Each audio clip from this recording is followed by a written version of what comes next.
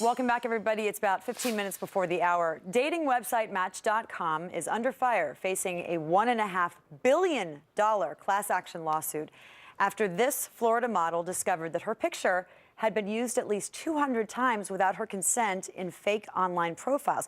What is the deal here? Who's responsible for monitoring these sites?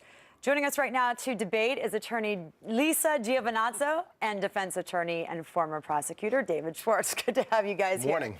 Thanks. Lisa is for, you're against. Okay, let's talk about this lawsuit first of all. Why are you for it? It makes sense to you? Makes sense to me. I know they were sued in the past in state court. Match.com. Yes, but this time there's a different class. It's class action, and the class, the plaintiffs, including this model, none of them are members of the site. They were brought out of the public domain. Their pictures were brought into a for-profit site, and Match.com is aware that they're making money off of these very attractive profiles that are fraudulent. So definitely there's a case here. Why not sue the people that used her photo, though? The people who are fraudulent. Well, the reason why they're not doing that is because Match.com has the deep pockets in this case. So those are the people that are liable, the people that fraudulently use this photo, not Match.com. If this lawsuit survives, it opens up a floodgates for every online company and business that they will have to go through all these various aspects of policing their own website, which they shouldn't have to do. Here's the thing, though. People go on these websites, many people go on these websites optimistic, thinking, okay, I'm looking at a person, okay, maybe, she's gained 10 pounds or she's gained 10 pounds.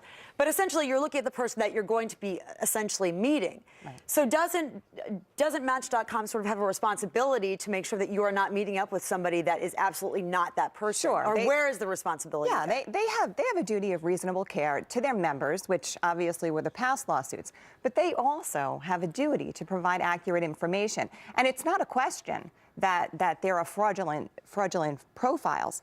The question is, Match.com is aware of them. This woman's profiles, she had 200 photos repeatedly put on this site.